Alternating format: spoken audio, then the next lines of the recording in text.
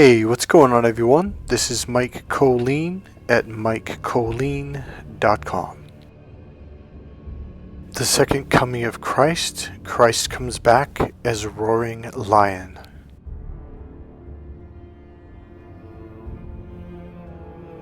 The name of the song is called Uprising by Scott Buckley. So about, probably 15 years ago, I was at the inside the actual office of the Chamber of Commerce.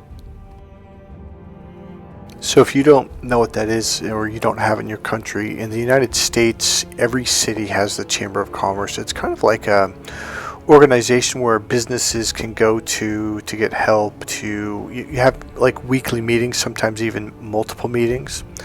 And once a month they have like a big Chamber of Commerce meeting, and most of the businesses go there. They exchange business cards with each other, and they kind of share their business ideas and what they're doing, etc. So I forget how we got into this conversation. I think someone might have said something to the effect of like, so what do you do exactly? And I said, well, I do something called neuro-linguistic programming, timeline therapy, Ericksonian hypnosis. And they're like, well, like, what do you mean? Like, what do you do with it? I'm like, well, what I specialize in is communication between men and women.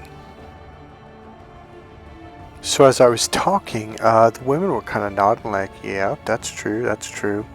And I was talking about the difference in how we process information. So that's not what this is about. So this is about something I said, and I don't know what he said or how the conversation turned in this way. So I think I might have said, well, I specialize in teaching men how to open up to the right brain, to speak the internal, mentally stimulating, and emotionally fulfilling and meaningful language so she can connect with him on a deeper, more meaningful level. By the way, the music will go down in about 20 seconds. So I forget what he said. I think he said, well, why is that and this and that? And whatever it was, he said something, and I responded with, well, the female brain, the right brain, essentially is not only going to take over, it's already taking over. And he kind of looked at me stunned, and the women, they kind of perked up, and I said, no, it's true. And women know this. Women can already see it. If you do not learn how to use your right brain as we move into the future, in fact, we're already here. It's already here. You're watching logical left brain people fall behind. And that's what I said. I go, if you do not learn how to open up to your right brain and learn how to process and communicate in this way, you're going to fall behind as we move forward into the new world. It's already taken over. And a lot of men in general are pissed. They're frustrated. They're struggling because the left brain thinks we'll just keep pushing harder, which means because the left brain is the push energy. It's physically, it's mentally, it's about verbal push, and that doesn't cut it anymore.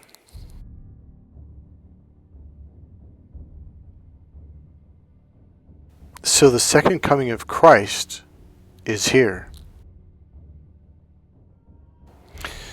So there's a difference between the word Jesus and the word Christ. Jesus is the being, the person, the flesh, the body's name. Christ is the spirit. Christ is the energy. The right brain is the Christ energy.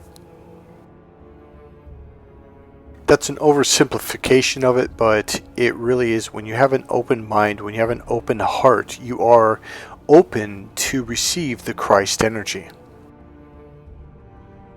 Okay, so let's go back to the book of Genesis just a little bit to understand something. So you have to realize, before the serpent came along, there was the garden. Adam and Eve would be in the garden with God every day. Now, what happened, I've made this very, very clear, is the serpent came along, which we now know is Narcissist, and embarrassed them, humiliated them, shamed them, and made them feel like they weren't worthy to be in the face of, or in the energy, the space of God.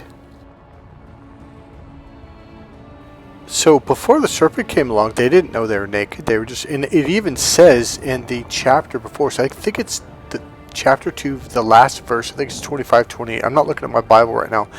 And it said something to the effect of, and they were naked and they were not ashamed. But in the very next chapter, a couple verses later, all of a sudden it's like, the serpent basically says like, "Oh, you're naked," and what happened was they hid from God, and God came and walked into the garden, the cool of the morning, the cool of the day, or whatever it said, cool of the grass, and called out, said, "Adam, Eve, where art thou?" And it said, and they hid. And God called out again, and it said, and Adam called out and said, "Oh, we're hiding." And God says, "Why are you hiding?" And Adam says, "Because we're naked." And God says, "Who told you that you were naked?" Well, the serpent did, the narcissist did. Now, they were hiding from God because they were ashamed. I wonder, who does that? Oh, that's right, narcissists do that. They shame you, they humiliate you, and they make you feel like you're not worthy. Now, what happened to Adam and Eve is happened to all of us.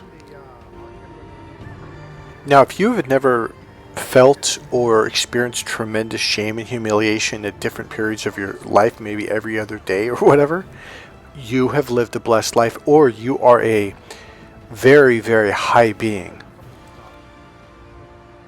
If you've never been shamed or humiliated, or to feel like you were just dirt, like you're not worthy of God, not worthy of goodness, of love, you've lived a pretty damn good life, in my opinion. Now here's what I'm painting a picture here. Before this happened, this Adam and Eve, this serpent, the forbidden fruit of knowledge, etc., Adam and Eve were wide open. They were just wide open emotionally, which means they had a wide open heart emotionally. So they felt the joys, the happiness, the goodness, the creativity of being alive. So essentially, they were in the garden with God every day. They'd wake up and, okay, what are you going to do today? Well, I'm gonna create a painting today, and it's going to be a painting of a guy holding a sword with fire, shooting out the tip of it, blah blah blah. And then what I'm going to do, I'm going to make it, like a glowing fog around him, etc., etc. So it was all about creation. It was always supposed to be about creation. It says in the book of Genesis, "And we shall make them," he and she, "in our likeness," or make them in our likeness. That's God speaking. Now, one thing that I personally experienced through narcissist abuse is how they shut down your creativity. They do not want you to be creative. They do not want you to be open up to your right brain. They do not want you to feel love. They don't want you to experience love. And they don't want you to express happiness or be happy. They want to shut that down. Well, that's all right brain processing. The right brain is the emotional, creative, spiritual brain. No wonder why they want to shut that down. And guess what I specialize in? I specialize in opening people up. Opening people up to what? To their heart, their soul, and thus that opens you up to your creative right brain, your spiritual brain, with the open door. I get you to be at one, a tone. And it's really simple. It's like Christ said, look within. There's a series of techniques that I walk you through. I work with you. It takes time, and they are all what we call internal awareness techniques. Now, this video is bouncing off the last video when it was talking about the promise of Jesus stolen. This one is the promise of Christ returned. So I'm going to briefly go over some points that I made in that one, and if you really want to go in more depth, you got to watch the last video. So it's really simple. Before the serpent came in the garden, Adam and Eve were wide open. They were in the garden. God woke up, went in the garden. "Hi Adam, hi Eve, what's going on? Do you want to play? Do you want to do something new? Do you want to learn some magic? Do you want to learn how to create something? Yeah, sure, let's do this, let's do that." It was fun time. It was just fun, meaningful, creative, purposeful work. Now here's the thing. When you're stuck in your left brain, you're bitter, you're angry, everything is a competition. You want to battle it out because you're very narrow. It's like you have the brakes on. Now when you're in your right brain, this is the open brain, this is the open mind. This is when you get along with people because you're more understanding and you see things. See, the left brain cannot see things from other people's perspective, but what it does, it projects its own thoughts, its own images, its own movies onto other people. Isn't that interesting? Where when you open up to the right brain, You are now receiving other people. The left brain is the closed tip of the V. So if you're at the very inside the V at the tip, you're stuck. And all you can do is project, project, project, project, project. Whereas the right brain, it's at the open end of the V where you're receiving. So this is how we were when we were around God in the Garden of Eden before the serpent came along and humiliated us and shamed us and made us feel like we weren't worthy and put us in a state of fear and convinced us. Now this is important. Convinced us that somehow God's mad at you. Oh, you're not dressed appropriate. Oh, that's a sin. You're going to hell. Oh, your hair's not right. Oh my God, it's just like, and all of this stuff, literally, listen, all of it is made up. And it's done to make sure that you turn away from and or hide from God. Not only are you hiding from God, but you're also disconnecting from and hiding from yourself. What is yourself? Yourself is your internal brain, the right brain. The left brain is the external brain. What do you think? What do you think? It's you're looking out to other people and, well, what are the rules? Just tell me what to do and I'll be a good person. I'll follow the rules and be a good boy or a good girl and I'll do as I'm told. That is a complete disconnection from yourself and thus a complete disconnection from God, because God connects to you through yourself. So a narcissist, i.e. the serpent, i.e. the demons, disconnect you, or what they do is they do shame tactics, humiliation tactics, they do fear tactics, because what happens is when you feel emotional pain over and over, you shut off from your right brain because you can't take it anymore, and you hide behind the door, the locked door, the closed door, and inside your left brain. So you hide from your emotions and your feelings and real life by running into your left logical brain. It's called the in the box brain. So now you're closed up in this little box. And for those of you who have dealt with the real narcissist abuse and you pulled back from society, from life, I call it the Great Wall of China, where you isolate yourself. That's what I'm talking about. Now remember, the left brain is the minus sign brain. It separates everything. The right brain is the addition brain. It uses the language of you and me, he and she, we can, together, both. Those are addition words. The word and means plus. The word both means bringing one and one together to become two. Okay?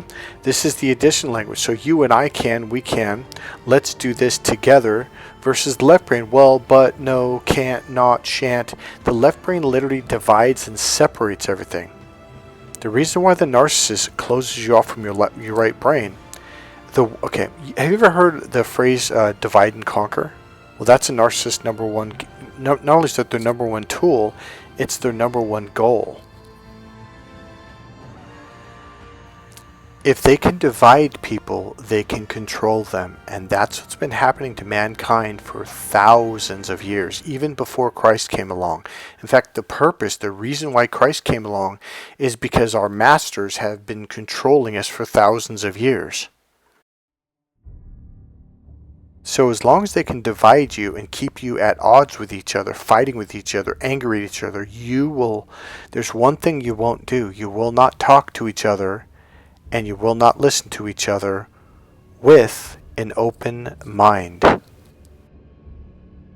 Now, the way they divide you is actually really sneaky. It's really tricky. The way they divide people in societies is they divide you inside you. They separate you from yourself. The left brain is the I brain, I. The right brain is the am brain, I am. When you can get these brains to communicate and the communication flows with an open doorway, now you are what's called the I am, and that is the Christ energy. Now, if you can get your low reptilian brain to be rooted deeply into the earth and to be what we call grounded, now you're emotionally grounded. This is the Christ energy, when all three brains are functioning fluidly within each other. So what do I do for a living? If I were to say one thing, even my date, especially because this is where it was developed from, my dating and relationship coaching, I specialize in bringing you back inside your heart. Because when you do that, you are now connected to yourself and you are now at one. Atonement. And this is the work that Christ was doing. This is the work that Christ is doing. When you go through that really big awakening, that is the second coming of Christ. When I went through my awakening, it was amazing, it was powerful, it was fascinating, it was curious. But there did come a time when I began to realize how bad these people have been treating me ever since I was a little child. And there comes a roaring lion that just comes through you and you feel this power. You feel this, God, what's the word I'm looking for? You realize what they have done to your whole life is wrong. And it does feel like a roaring lion inside, like you just want to scream. You want to roar. It is, when you come back from that, you're not Mr. Nice Guy anymore. You're not like, oh yeah, you can walk all over me. Oh, let me try to understand why you're mad at me. No, you realize like you stepped on my toes. You know it's wrong. I know it's wrong. Everyone in the room knows it's wrong. Get off. And if they don't, you knock them off. And they realize, wow, they see me now.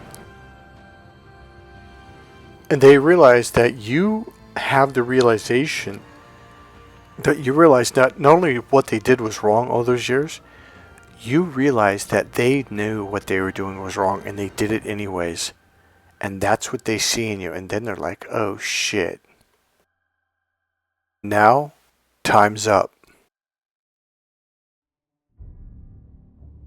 They know it.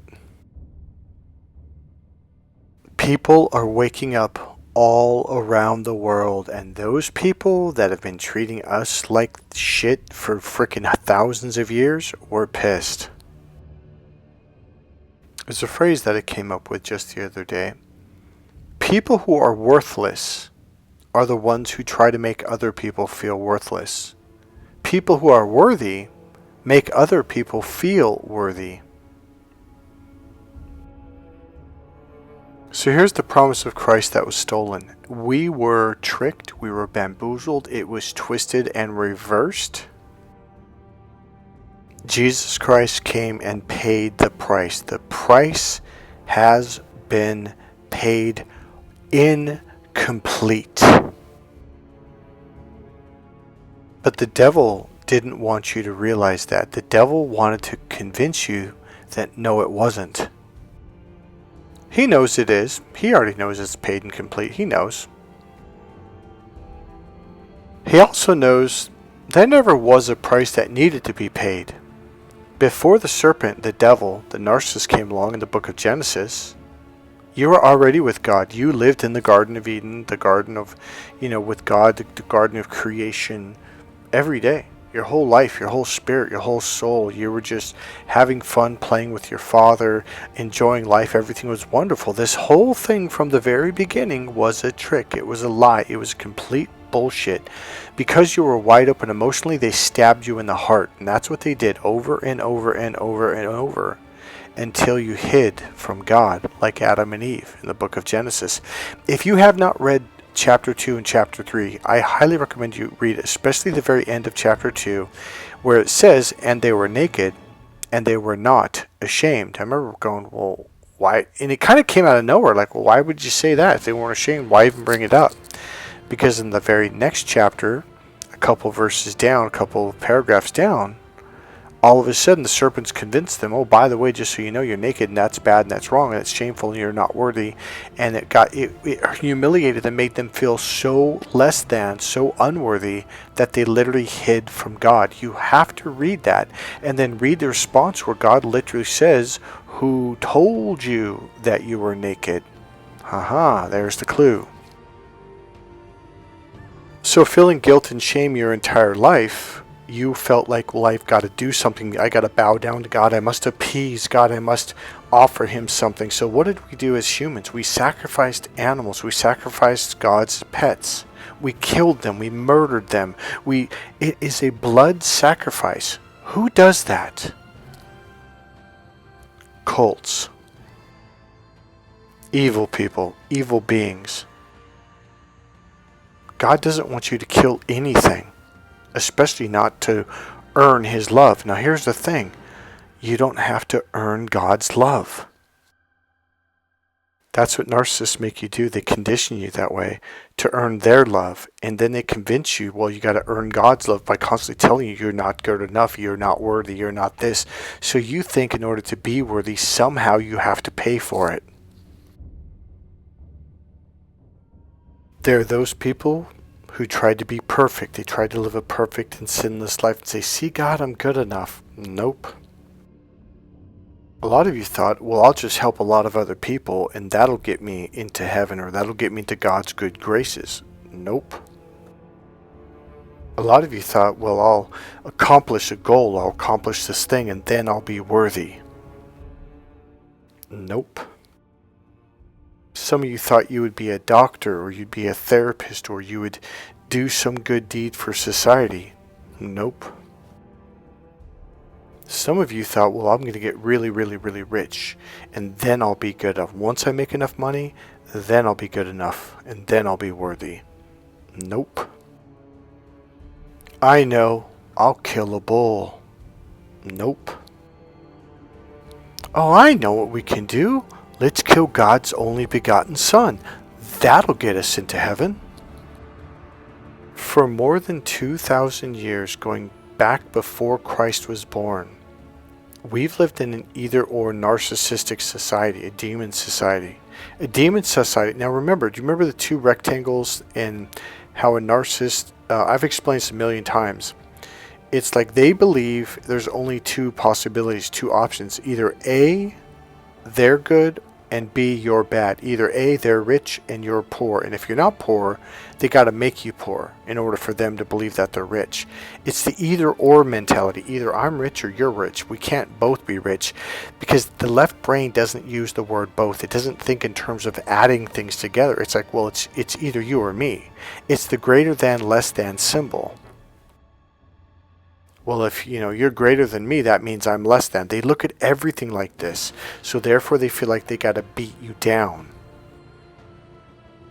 Now my ex-girlfriend had this belief, this either or processing. It's really a way of processing. Think of a rectangle sideways and you draw a line down the middle. Okay, now you got two boxes right next to each other. There's box A on the left and box B on the right. They see and filter everything through this.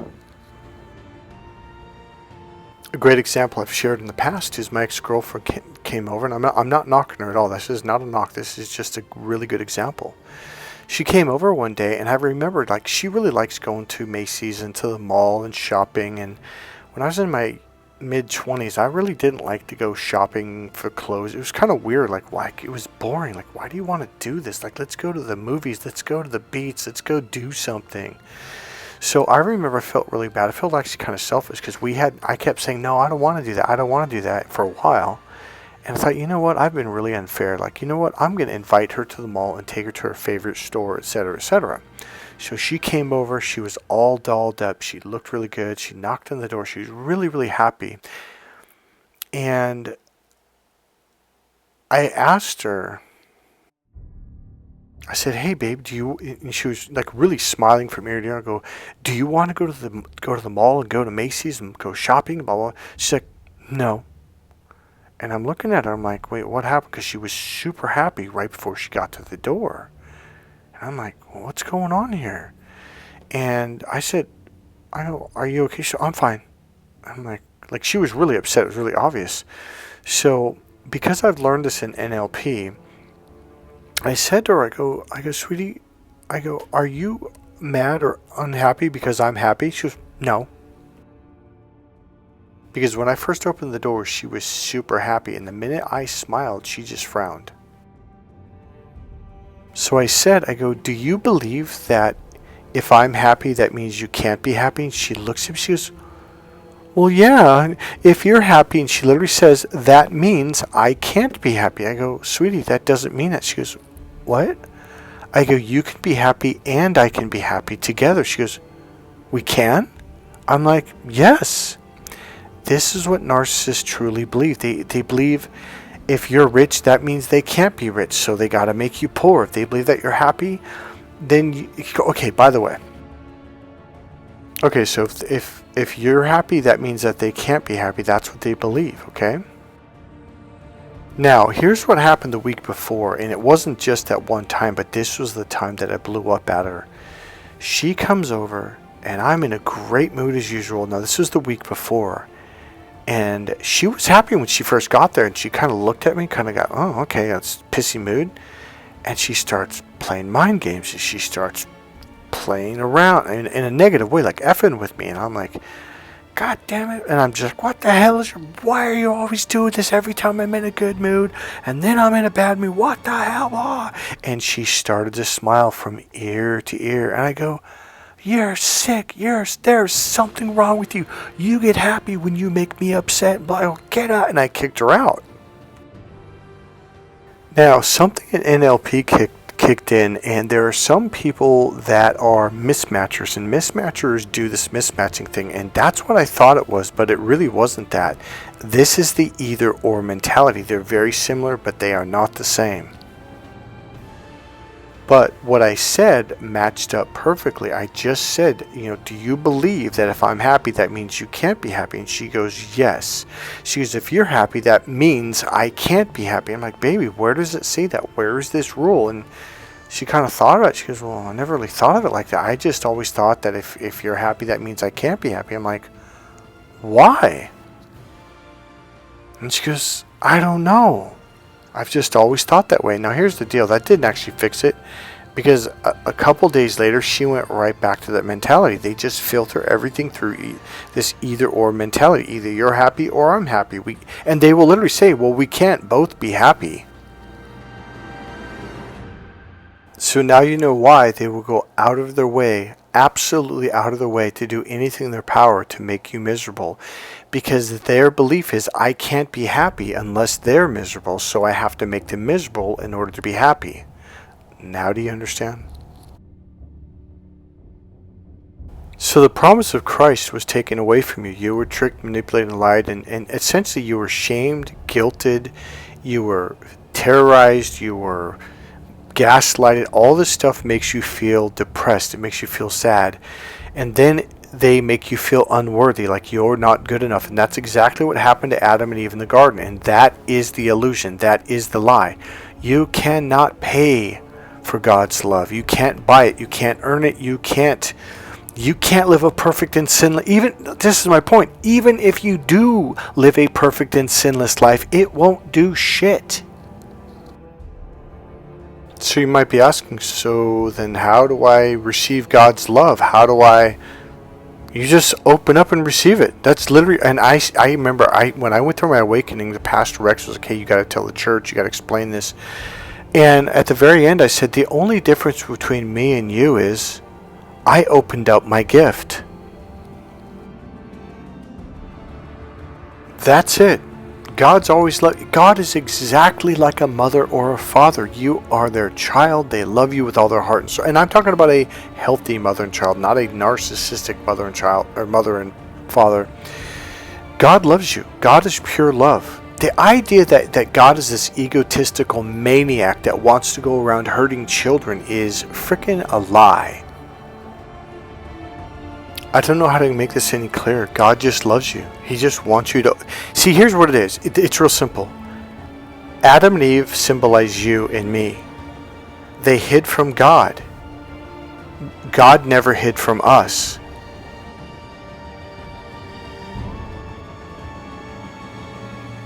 So people ask me, what do you do? I bring people back to God by bringing them back inside their heart. This is the promise of Christ. This is what Christ was teaching his disciples, and he said, now go unto others and do the same unto others. The teachings have been here for thousands of years. These are not new teachings. These teachings have been around for thousands and thousands of years. People are just now tapping into it.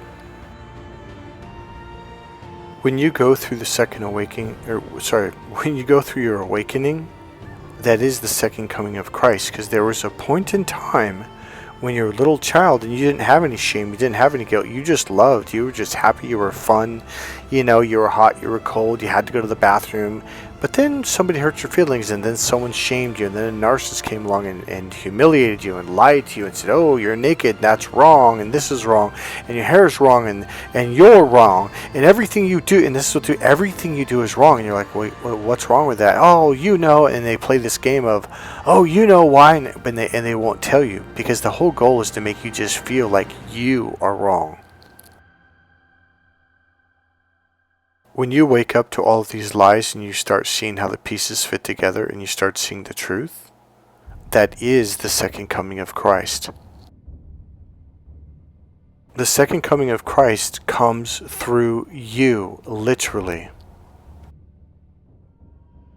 by opening back up to your heart. So here's the ultimate lie when it comes to Jesus Christ, especially suffering on the cross. Jesus paid the price so you don't have to suffer. You never had to bear the cross. That's the whole. You took away Jesus' purpose for suffering for you. You took away the whole purpose that Jesus suffered and died on the cross. Like, why do you think he did that? So you didn't have to. So you could enjoy this life, this gift. Like, literally, life is a gift from God. The gift was meant to be enjoyed. It was a gift.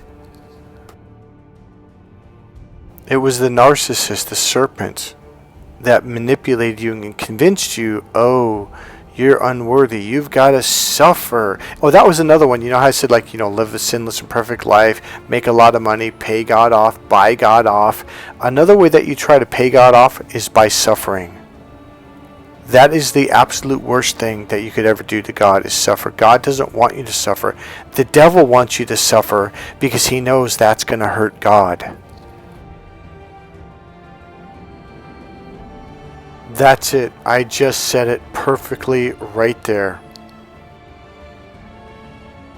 You want to pay God back? You want to earn God's love? Then be happy. Then be joyful. Go live an awesome life. Live the greatest life you could possibly imagine. Nothing would make God more happier for you than you living the life of your dreams, than you just being happy for no reason at all. I mean, think about it. If you're a mother or a father, what's the greatest joy in the world? Watching your children do joyful things, happy things, meaningful things. Watch them accomplish goals. Watch them just thrive in life. Nothing makes you happier than that. When you get hurt, when you get in an accident, when you fumble, when you fail, when you go into shame and guilt, that hurts your parents. The devil knows the best way to hurt God is by hurting you. Don't let him. Start being happy. And that's going to make God feel good. That's what I'm saying. Absolutely refuse to entertain any demons, any serpents, any narcissists, any mean people, any mean-spirited people. Just don't talk to them. Don't be around them. Don't deal with them. It's a choice, and I promise you, the more you make that choice, the more you make that choice to walk away and refuse to talk to those kind of people, I promise you this, I know because I'm living it, your life gets better. And when your life gets better, God starts to smile upon you. God's grateful that you're happy. That's it, guys. I'm going to end it right there. God bless you guys. I hope you guys enjoyed this video. If you did, please click subscribe, click the like button, go ahead and make a comment. And if you want, you can go ahead and leave a donation. There is a PayPal link right there in the description box. God bless you guys. I hope this video touched you, and I hope it freed you. If there's one thing that all of this is about, it's freedom, mental, emotional, and physical freedom. And that's where we're going in the universe, in the world. The energy that is going through the universe into the world right now, we are opening up and we are finding our freedom, and thus we are finding our power once again. When Christ comes back, he opens up your heart. When you were a little child, your heart was wide open. You were open to the world, your right brain, creation, emotions, feelings, flavors, sounds, cute little insects and bugs. And in the spring, the flowers just beginning to blossom in all these colors and vibrancies. And you're just in that. Remember what you were like when you're 4, 5, 6, 7 years old, and you were amazed by the cute little birds that would fly around and land in front of you. And you were amazed by grass, kindergarten or maybe first grade, the grass. You got that little cup and we put seeds in there, and then the grass started to grow through, and you're like, wow. And everything was fascinating, everything was new, everything was this new experience.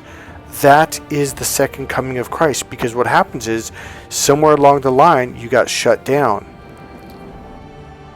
You got stuck in your logical left brain. You disconnected from your 5 senses, your emotions, your right brain, the emotions, your feelings, your creative senses. That suddenly got dull and died down. You began to live for years and maybe decades. When you have that second awakening, like you did when you were first born, that is the second coming of Christ, because that's when you reconnect with yourself, and that's how you connect with God. Everything starts to look new and refreshed, because now you're seeing things through the right brain. It's the 5 senses: see, hear, feel, smell, and taste. So now you are tuned into your sight, your sound, your colors, your smells. Everything becomes vibrant and alive because now you can see it. You see the newness of life once again. God bless you guys. I'll see you in the next video. Bye.